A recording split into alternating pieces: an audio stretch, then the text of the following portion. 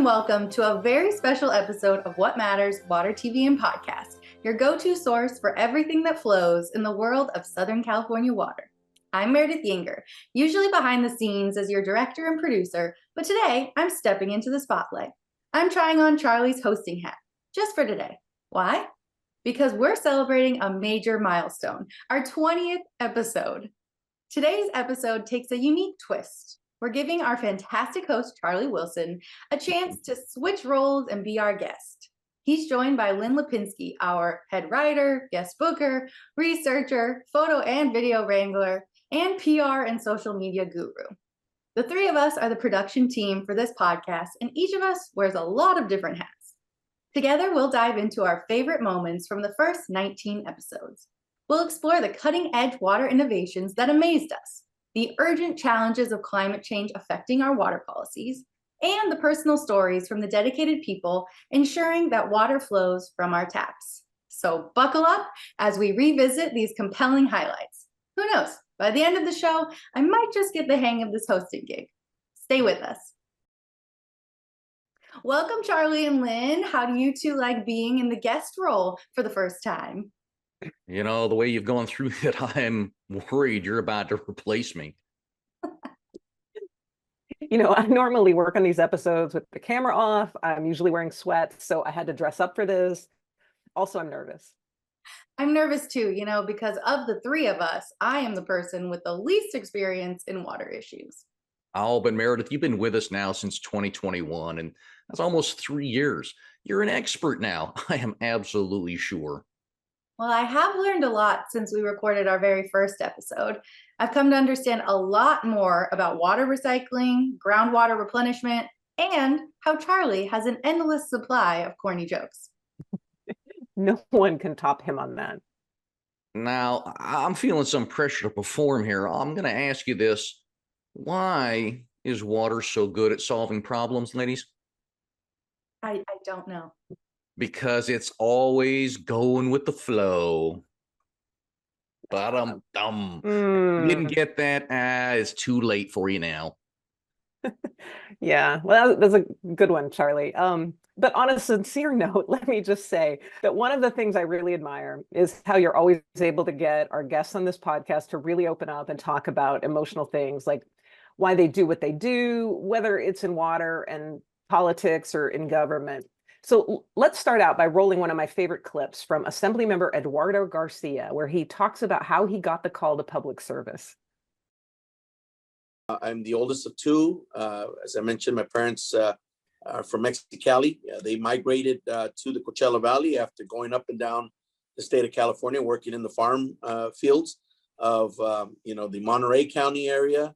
In fact, I was driving down last year to the district after the long session, got on the phone with my mom, and I'm driving through Salinas, Watsonville, and she says, we used to work in those fields, and in the city or the community of Gonzales is where I first had a date with your father. She says, that's where we first had a date, and that was the story that brought me here. And so, for me to be raised in a community like that has given us so much, and go back after graduating from college to work in the educational institutions as an adult education instructor, and then run for public office in the city hall where I did an internship as a teenager, and walked out of there saying, I'm going to be the mayor someday. And everyone kind of laughed and thought I was crazy because they didn't think I could do it, crazy because they said, why would you want to be the mayor of this place? That was a really powerful moment. Some kids want to be influencers, and he wanted to be the mayor of Coachella. And at the age of 29, he did it. He became the city's first elected mayor in 2006. And his story wasn't the only one that inspired us. Our most recent guest, Assemblywoman Blanca Rubio, also had us wrapped with the story of her young years, watching her parents get deported and then struggling to get confident in speaking English, and even fighting to get on a college track in her high school. Anyway, I went to my high school counselor and I said, hey, I would love, to go to this place called college. I knew I was smart. I just wasn't comfortable with speaking English, to where my counselor responded, honey, you're just going to get pregnant. Why? You should just go to home ec again. To those that are old enough, home ec is where you learn how to cook and clean and, kind of take care of yourself. So instead of putting us, and he did the same thing to my sister, now Senator Susan Rubio.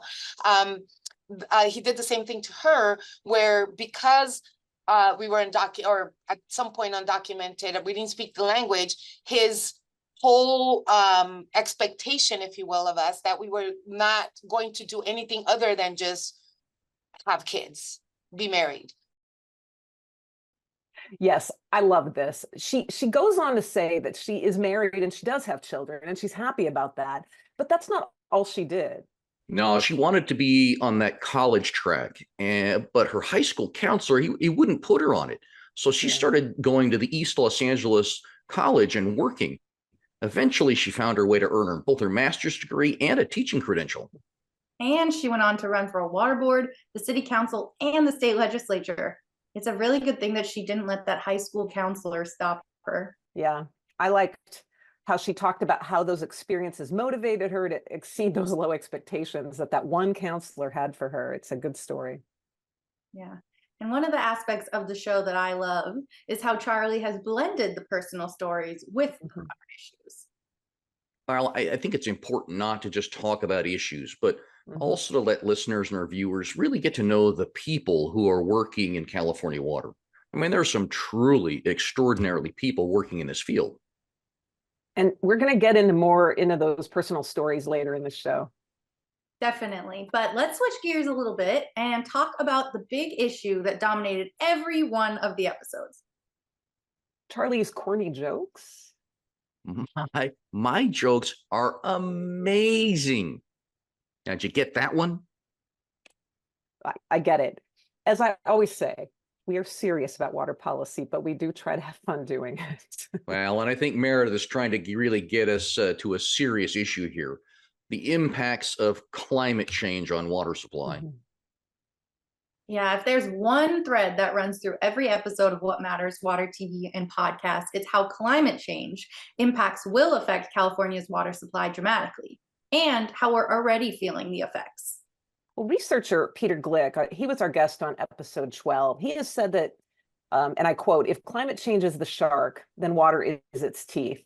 What that means to me is that water is going to be the natural resource that is first and most dramatically affected by climate change impacts. And anyway, I just really like that line. It's a good line. It's no surprise that nearly every one of our guests had climate impacts on water supply at the top of their what keeps you up at night list.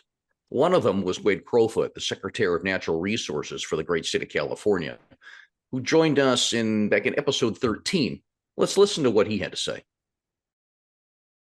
A couple of years ago, we learned that these hotter temperatures are significantly threatening our water supply. We can expect by 2040 about 10% less water supply year over year than we have enjoyed historically as a result of climate change. So we have to take that comprehensive portfolio and really drill down on what are the most important actions we need to take to protect our water security for coming decades. Can you believe that we've had 42 people on our show from many different backgrounds and parts of the state, and worry about climate change was something that they all could agree on? Well, I think Senator Henry Stern, had the most personal take on climate change when he spoke to him way back in episode number 4. He talked about his apartment, how it was destroyed in the 2018 Woolsey fire that burned some 96,000 acres in Los Angeles and Ventura counties. Just wild. Let's hear from him.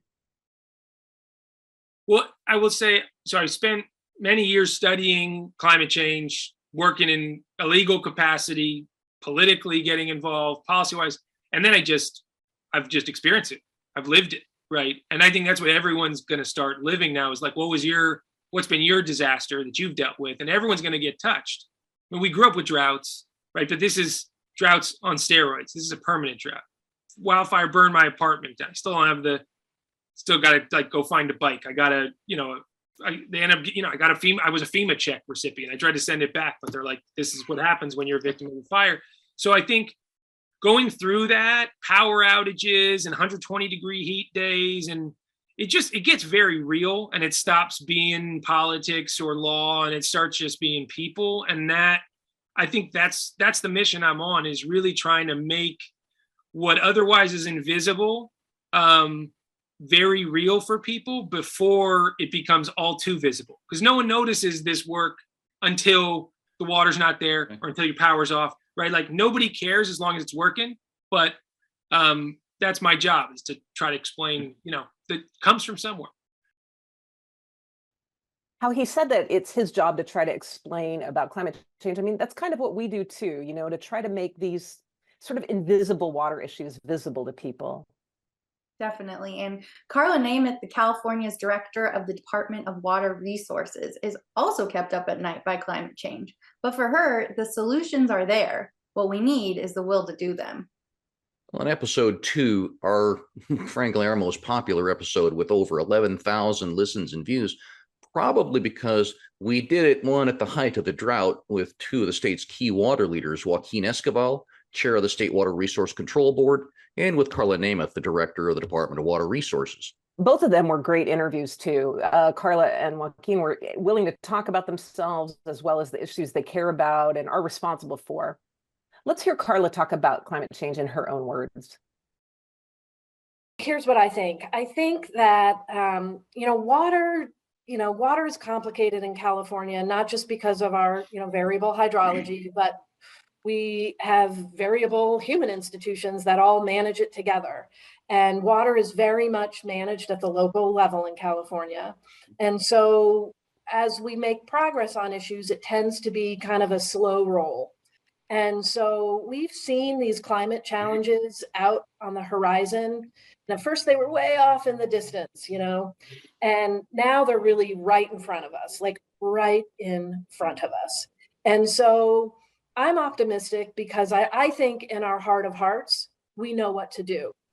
And as water professionals in California, and we got to get connected with ourselves as problem solvers, as frankly, as risk takers in terms of looking at the future and meeting the future.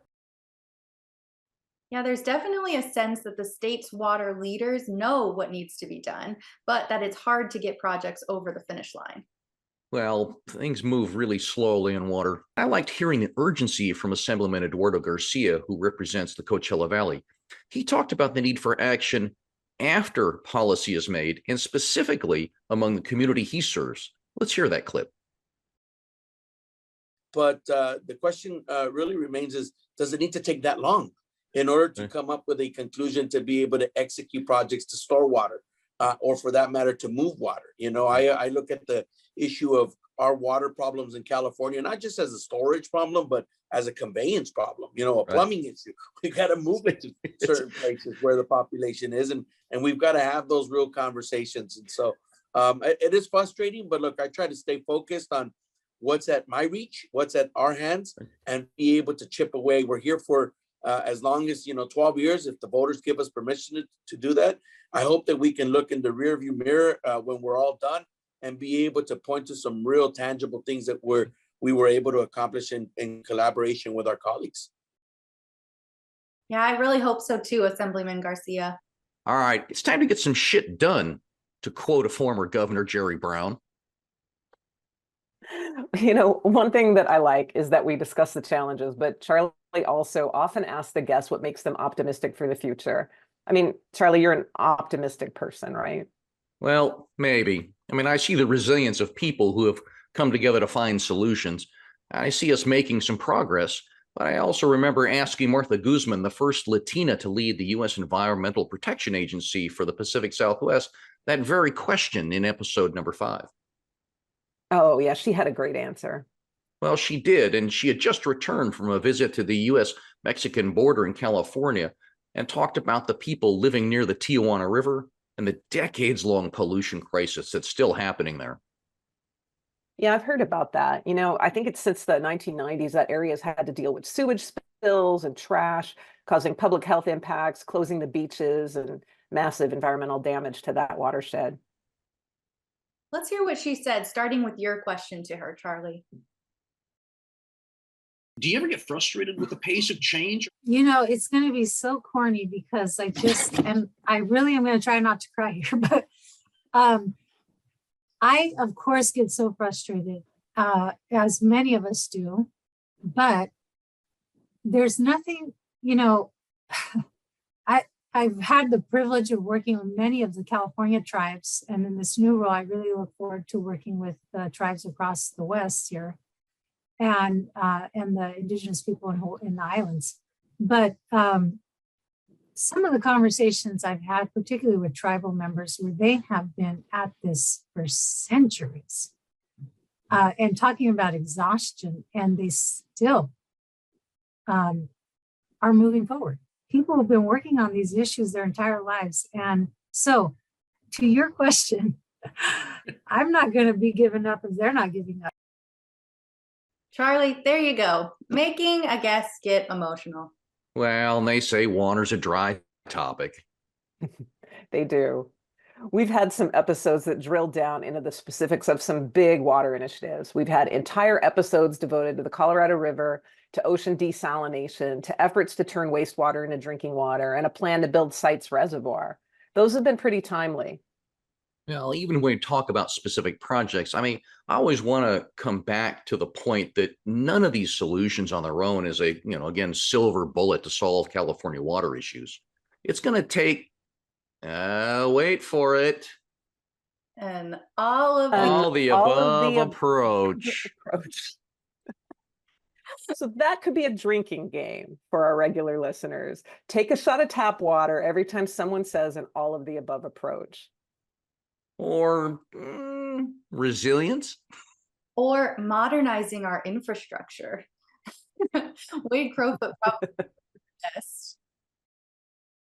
And so it's about modernizing our infrastructure, but it's really not an or, it's an and. Diversifying our water supplies, becoming more locally and regionally self-reliant, and making sure that backbone infrastructure is resilient to climate change. That is really the recipe for, continued success in California on water. Bill McKibben recently, who's a legendary environmentalist who founded 350.org, recently wrote in Mother Jones that, we in the environmental community, and I count myself as somebody who came up in the environmental community, have to learn to say yes more often.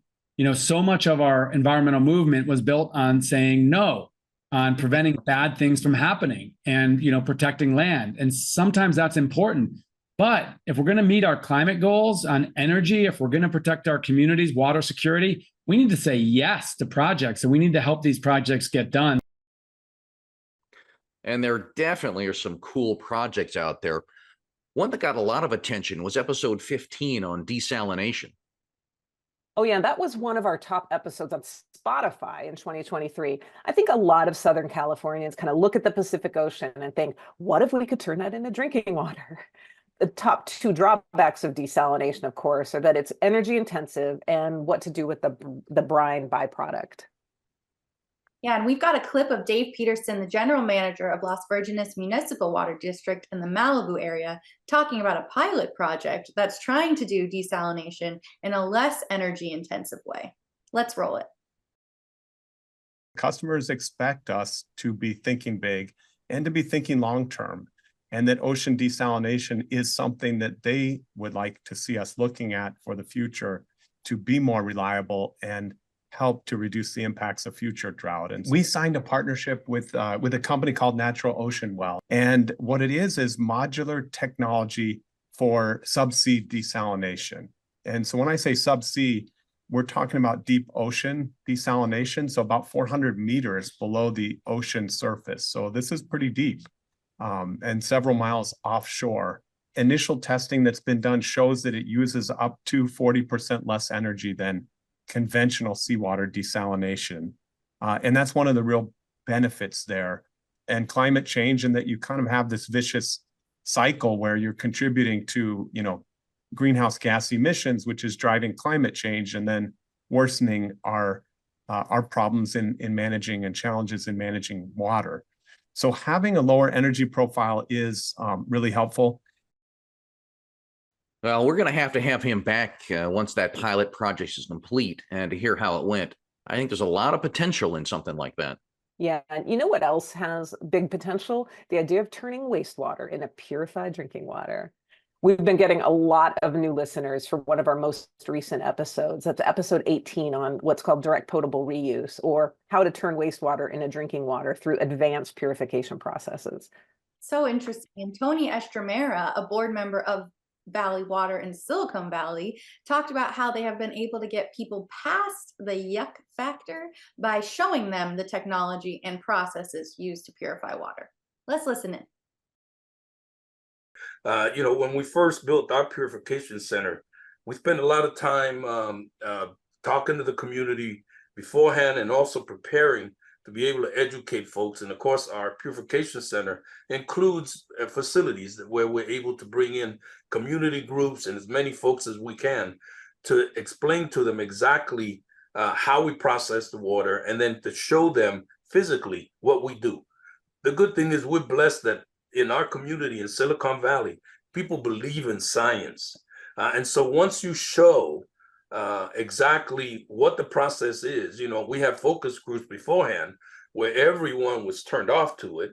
But then once they saw the process, once we explained it, actually showed them, this is what we do each step. At the end, when we asked them, they all said, yeah, we don't mind drinking that. Oh, that kind of water we'll drink.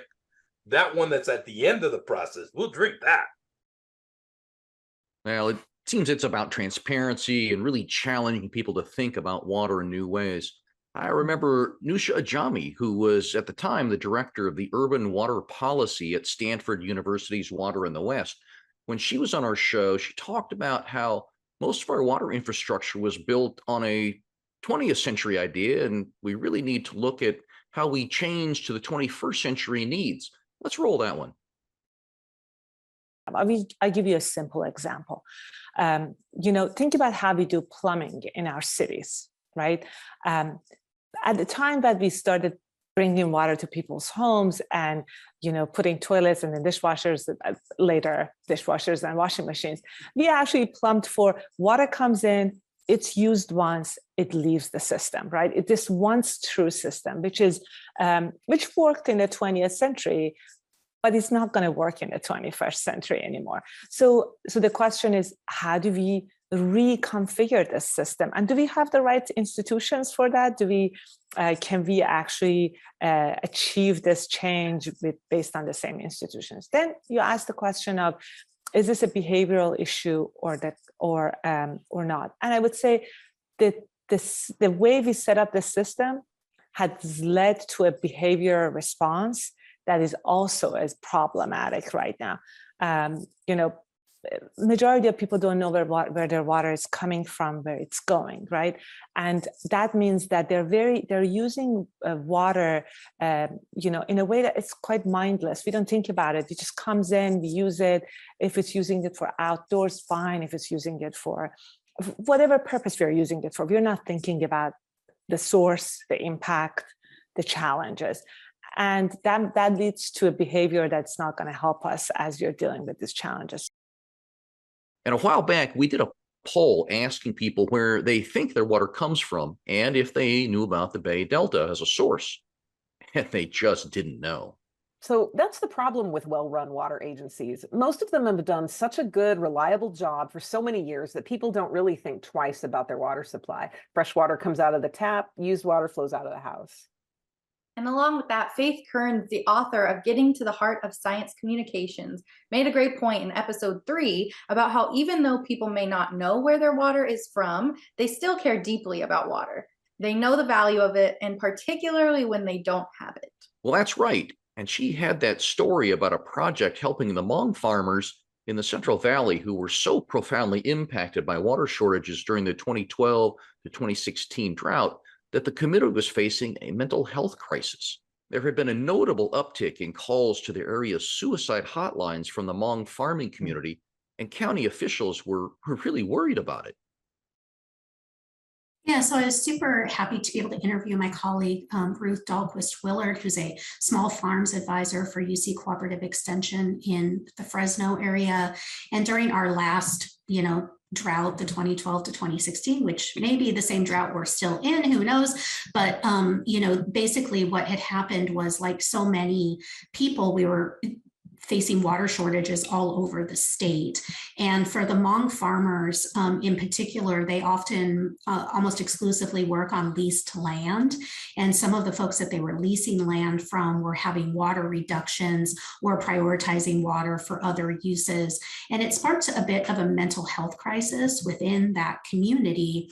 And Ruth, along with her colleague Michael Yang, who's Hmong himself and works with UC Cooperative Extension, basically undertook what I would call a listening project to basically try to understand what might best help and serve these farmers.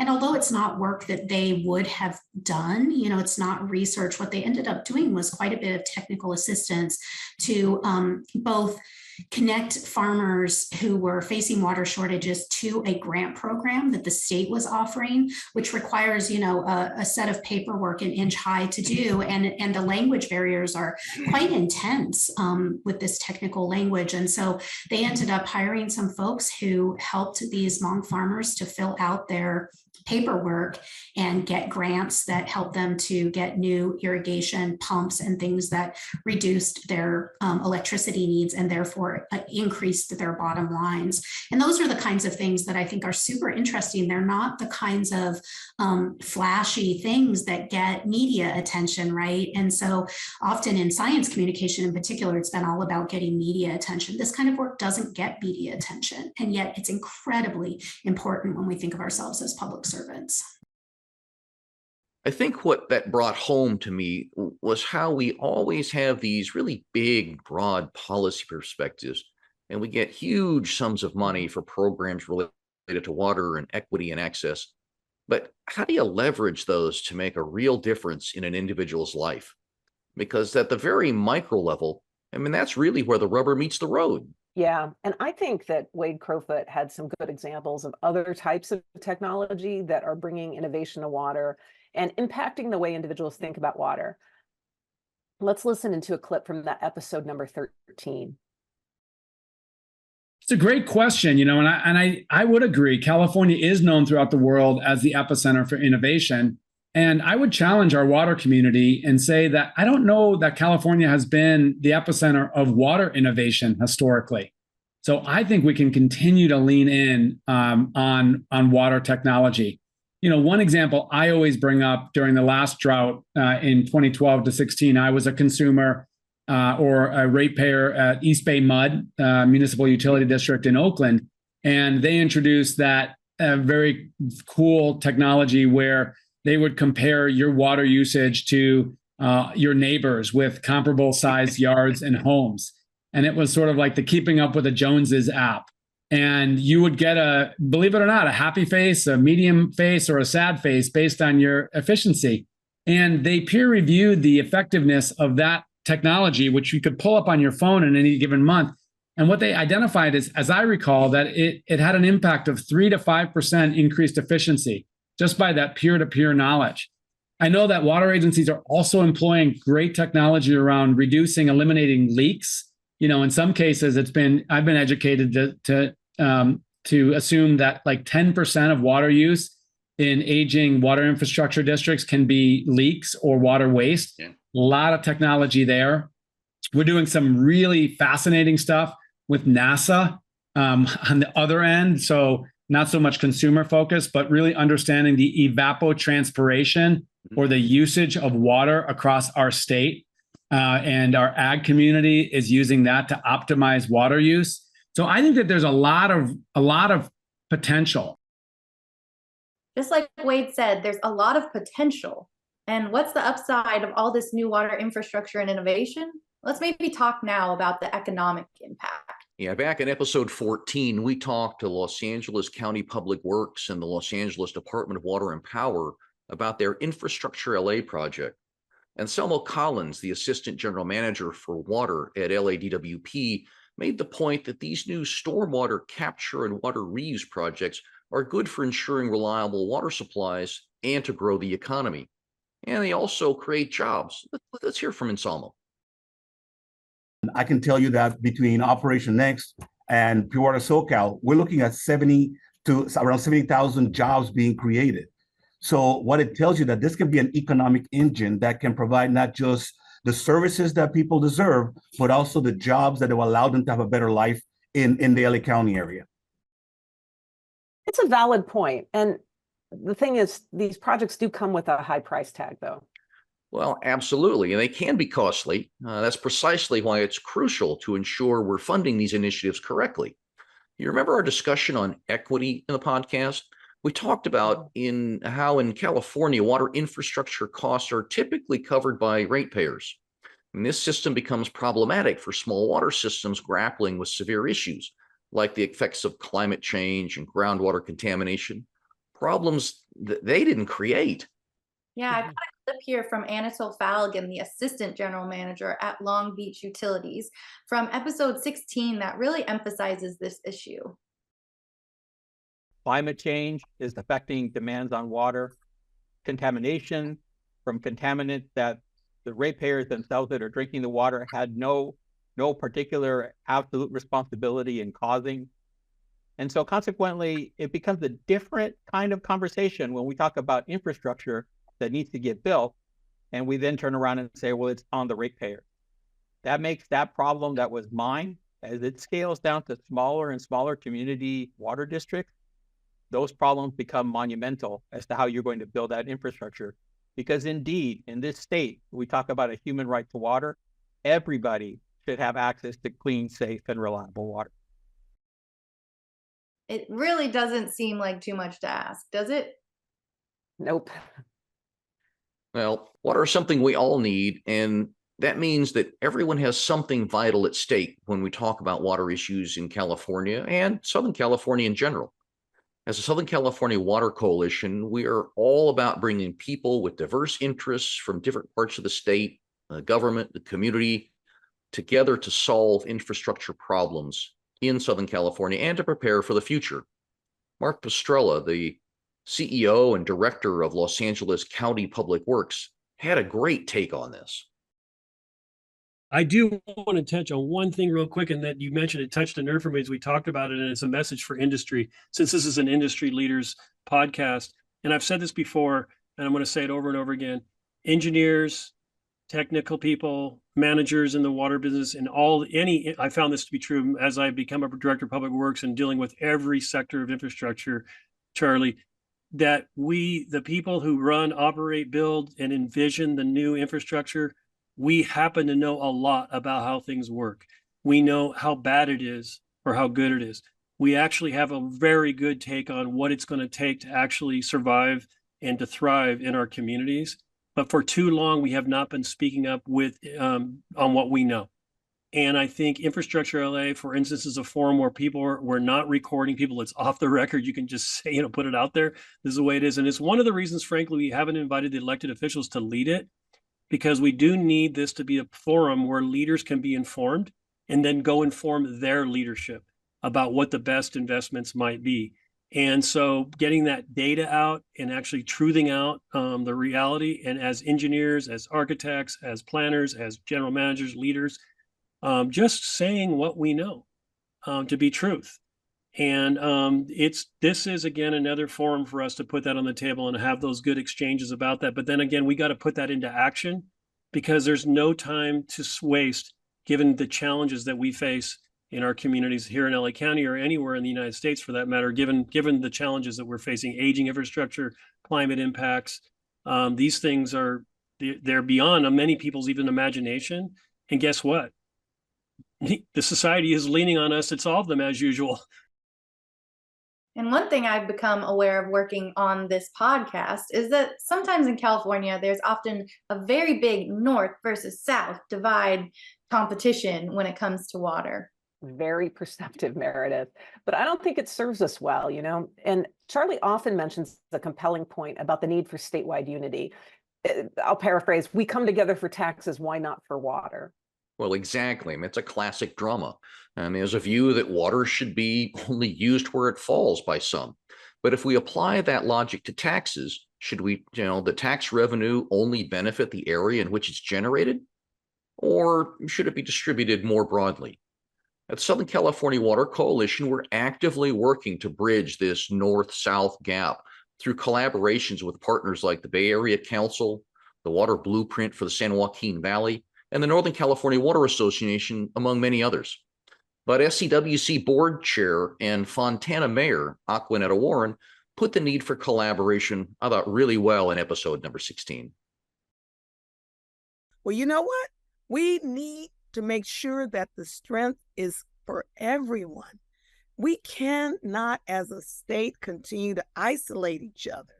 We're in battle and we're in competition with other states. We have got to stick together and throw the labels out and start working for the people that we serve, or it's going to be bad for everyone, because people need us more than anything right now. So I'm willing to work with anybody. Get together, see where we agree more. You'll find we agree more on issues than we do on other issues we don't agree on. So stick with those issues until we learn how to get along.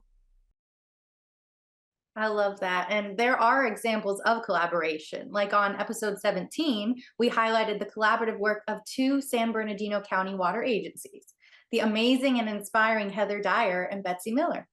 Heather Dyer has appeared on our show 4 times. I think she is our most frequent flyer. She always impresses me. Well, in episode 17, we showcased a fantastic example of collaboration over competition between 2 water agencies. The San Bernardino Valley Municipal Water District and the San Bernardino Valley Water Conservation District teamed up to achieve a remarkable feat, replenishing their own local groundwater aquifers with a record amount of water. Betsy Miller and Heather Dyer shared the key to their success, which unsurprisingly was collaboration. Here is Heather's discussion of that approach. You know, there's no concept of, me saying to Betsy, well, that's not what you do. That's my job. It's like, oh, okay, you guys are more well suited to get that done in a timely and efficient manner. Great. You do that. We'll do this. And I think it is how we need to do business in the future, because everything's so uncertain. No one agency can have all of the resources that you need. You can't have all the land. You can't have all the water. You can't have all the staff. You can't have all the money. So work with your partner agencies and figure out how you have that full puzzle and just get it done. See, they really inspire me. They are women who get things done. Yeah, I think that one thing that you really notice, when you're going back over all these old episodes, is just how much passion the people who work in water have for water and making sure that water is flowing to people. I think working in water can be a satisfying and important job.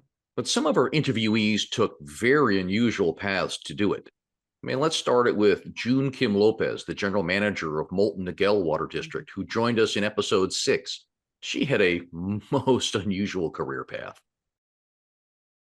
Yeah, I had a very traditional, typical path into water. I was a police officer, and carrying those weapons come in handy when I deal with characters like you. So it's been very good thing. So I was a police officer, and I love what I did. I loved helping people, loved public service. It was really by accident I got into water. At the time, I was making a career change for family reasons. And I just started applying for different positions. And it just so happened that the first place that called me was a water agency. And so I started at the very lowest level in public affairs. As a matter of fact, I didn't even have a title. They just said, you are everyone's peon, just go do everybody's work.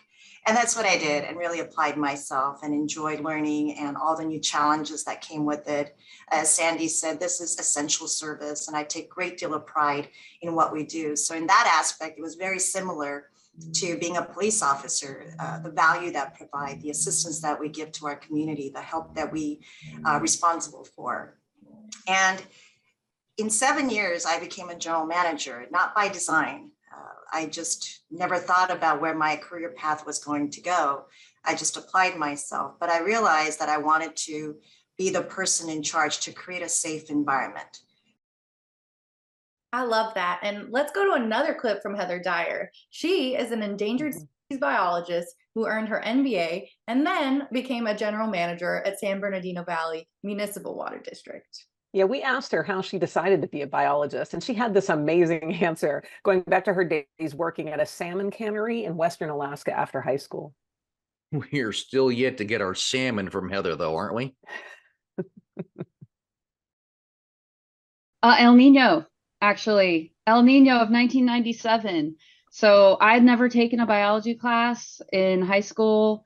I went to Alaska to work at a salmon cannery in Western Alaska to make my fortune so I could travel around Europe.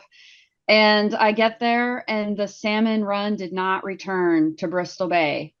And in the cannery, there was all these conspiracy theories about where are the fish. And one of the, really dominant themes was El Nino. And it just kind of got me intrigued about how a, weather system and ocean condition could affect millions of fish that go back to their natal streams every year.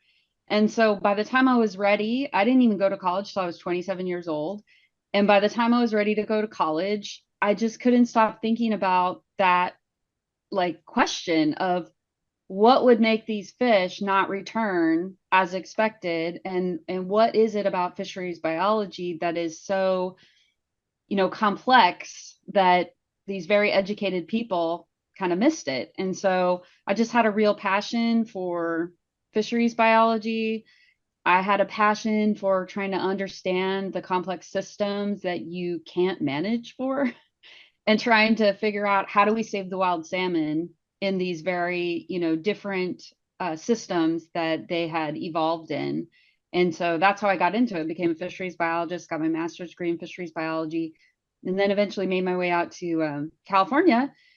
And as every young fish biologist dream, I got the chance to work on the very dynamic, charismatic Santa Ana sucker. And I remember arriving in California and they take me out to the Santa Ana River and they say, okay, this is going to be your river and your fishery that you're supposed to figure out how to recover this endangered fish.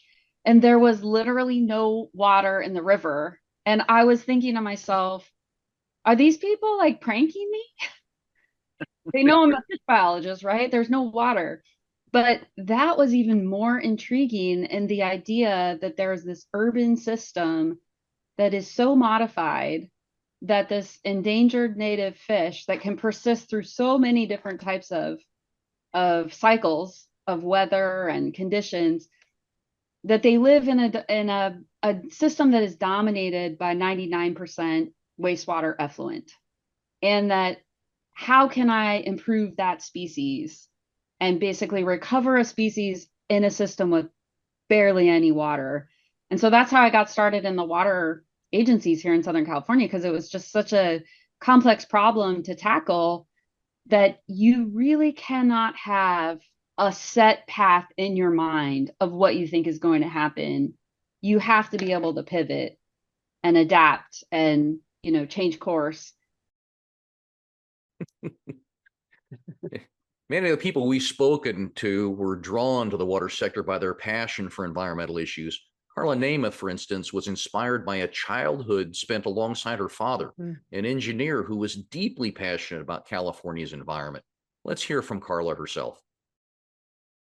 Well, so I'm kind of a believer in, these little seeds get planted and some of them take a longer time to really, germinate and sprout. And so I can kind of trace it back to a couple of key things. One, I'm a Southern Californian. I was born and raised in San Diego, and my dad was a civil engineer. And so I always sort of knew about engineering. We took these, he was also very passionate about the California's environment. He was an East Coast transplant and he fell in love with San Diego Bay and then the Sierra Nevada. So I spent all my time, really moving between those two places. We didn't take a family trip to Hawaii. Why would we go to Hawaii when we've got this lovely coast? Was his thing. And so I really had this sense from him about engineering and these mighty rivers in California. And then I would say, and I didn't fully appreciate that until I got a little bit older and was really thinking about the intersection of politics and policy, and just those two interests. As you know, California water is really about we have a state that is audacious in its environmental wonders. And we have a state that has been audacious in its management of California water.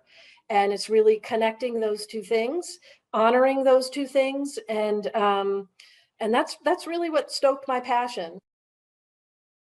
You know, sometimes we've heard from professors and students that our podcast episodes have been helpful in their studies of California water issues.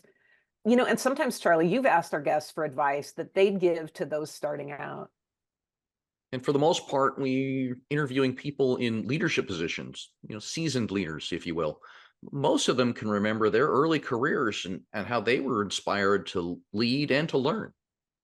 I know I personally love June Lopez's saying about being a badass.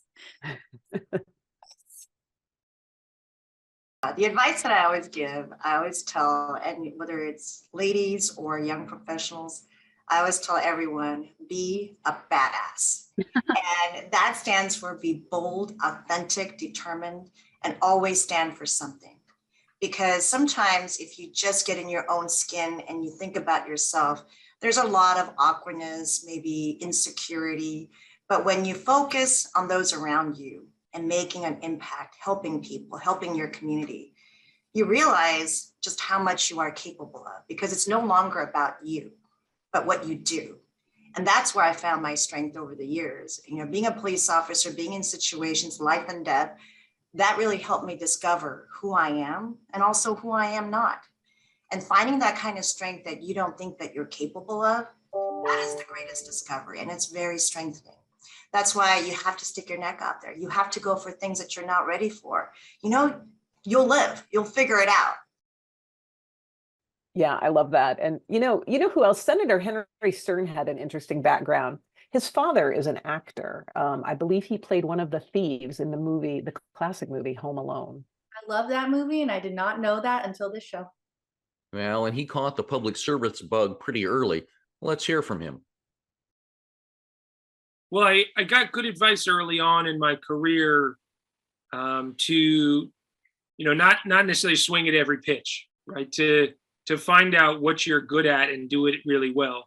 And I learned early on in my career, my dad's an actor and my mom's a chef, or she was a cook, really a line cook growing up, but she graduated up through the ranks. So dropped out of culinary school sometime before going to law school, where she told me, don't go be a cook.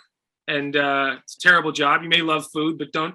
And my dad didn't give me the part. I tried out for a movie of his when I was 10 years old. And he said, you're a terrible actor. Go find another line of work. So, I knew I wanted to help people. I've always known I wanted to serve. And found, when I was at Cal, really doing my law degree, I got, it was a special time in the country. It was before Obama had come in. And there were a lot of smart people there up at the Lawrence Berkeley National Labs and in my class, but at the engineering school and at the business school. And so, and as a good lawyer, you just go find really good people to work for. So I don't know, having your client be the people of California, not just for now, but for generations to come, feels like a project worth putting my whole life into. Wade Crowfoot had some advice too, and not just for people starting out. I mean, he was really trying to encourage people to think differently and not get caught up in just old binary arguments. Like the North versus the South. Or ag versus cities versus environmentalists. Let's hear from him. I would advise them to take opportunities to meet a range of people in the sector and learn the different perspectives that everybody has.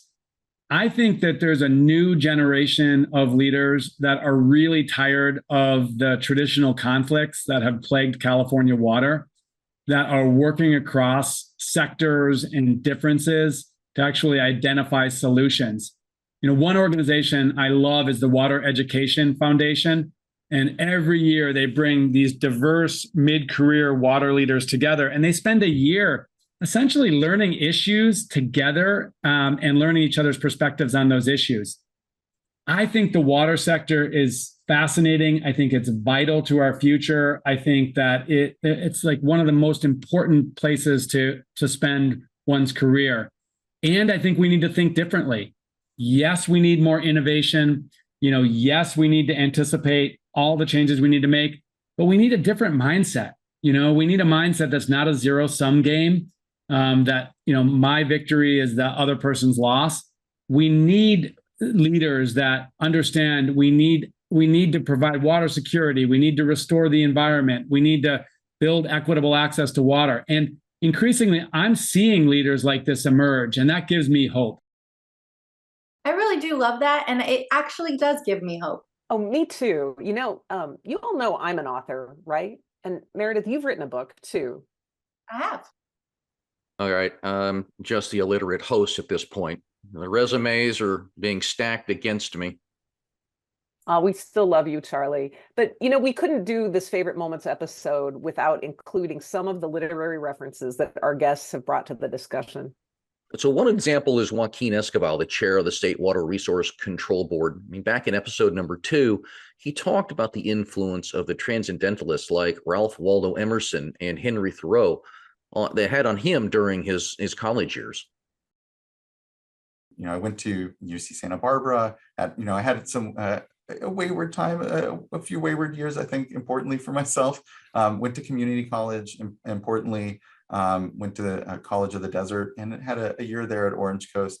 And in that time, I came out, I found, I figured out who I was, and it was an important part of my development, I guess you can say, as a person, and led me to really be passionate about just change and communities, and led me to be an English major at UC Santa Barbara, where literature for me was just so critically, just such a powerful tool and window into previous times that we're dealing with similar challenges. I think of the transcendentalists, Henry David Thoreau certainly, but Emerson, importantly, in the 1830s and 40s, where tremendous change was happening, development of the land, the landscape, and there were tensions and questions about what it meant. And anyway, I felt very connected to that. I connect to that too. And I like how he mentioned his wayward years. Like, I've had some wayward years too, very relatable. Yeah, and he found his passion for the environment through literature. Kind of made me want to dust off my AP English book list. Karla Nemeth talked about John McPhee, a talented nonfiction writer who wrote beautifully on many topics, including nature and geology. I'd say maybe the last thing is I'm a big John McPhee fan. I don't know if you've ever read any of his books. He's a terrific essayist. And he wrote this wonderful book, Encounters with the Archdruid. And part of that is a rafting trip he took down the Colorado with Floyd Dominy and David Brower. So it was kind of this fulcrum. And, what is it when you have these tremendous personalities, that have such very different worldviews? And it was just such an incredible metaphor going down the river about, how humans relate to their environment, how they relate to what's the relationship of humans to their environment, and how that really shapes our landscape. And he's such a wonderful writer, that just, all these years later really still resonates with me. And in our episode on the management of Colorado River water, Adele Hajkhalil, the GM of Metropolitan Water District, talked about Wallace Stegner, a Western literary giant and a committed conservationist. Let's hear that. And I'll leave you with a quote that I picked up for today. And this is an author called Wallace Stegner. He said, "One cannot be pessimistic about the West. This is the native home of hope. The West is the native home of hope. And hope is what we're going to be doing together. And that's what we're going to do together. Deal with the immediate issue, prepare for the 26 guidelines in a collaborative way, but think ahead for the future, the next 100 years, for the future generations that we have." So thank you. And just like me, hopefully we helped listeners add to their read me pile with those recommendations. And with that, is it time to have a little fun? You betcha. We're always down for some fun. Oh boy. Let's talk about the production end of things.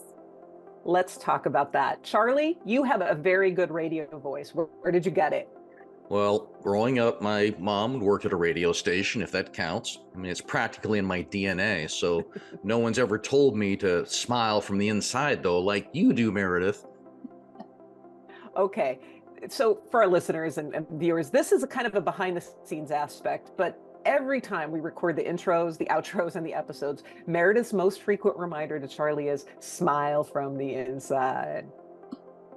I love doing that. You always bring great energy. I'm just here to make sure you remember to show it. Smiling with your eyes and your face. Let's give this a go, shall we? Hey, count yourself in. Smile with your face. We'll do that. Big smiling. All right. Remember, bring the razzle dazzle. Wrestling and dazzling. Here we go. No laugh. Just smile from the inside. So keeping Charley's corgi puppy out of the in-home studio is another behind-the-scenes challenge. She always wants to be a little part of the show. Says, I'm here, and I'm ready. Hold on. Who's a good girl? Go dog this time. She's so adorable, but that clip of her yawning, so I don't know how interested she is in our discussion. She's seen enough of Charley working. She's basically ready for her walk. But I'll tell you, Charley's goofiness really keeps us on our toes on this show. And it's one reason why I really love working on this project, because I never know what's going to happen next. Count yourself. Yes, ma'am. Thank you. Thank you for playing. It's fun. Go back and do it again. Hello. Take 35. You know where? And how is the lighting? And how is my hair today? Are we okay? If you mess up a couple times. You got the intro? Oh, stop it, you people. It's like you've never done this before. And Wildlife Committee, choke. Water, Parks, Wildlife, 7 years. Lucky 7. Should I go back to the top, ladies? All right, we could watch Charley goof off all day. So let's wrap things up. And I just have to say thank you for letting me host today. I hope I landed the audition. Oh, fabulous job, Meredith. Fabulous job. I had a lot of fun. And with that, thanks for joining us at What Matters Water, TV, and Podcast. If you like today's discussion, go to wherever you download your podcast and give us a 5-star rating. If you're on YouTube, subscribe to our channel. That will help us build our presence in this new world and on this format. If you're interested in helping sponsor this program, please reach out to us at socalwater.org and send us a message. As we close out today's show, I leave you with this challenge. Be part of the conversation. Be part of the solution. At the Southern California Water Coalition, we educate to advocate. So as public policy leaders have difficult choices, together, we help them make informed decisions. Thanks for being with us. We'll see you next time on What Matters Water, TV, and Podcast.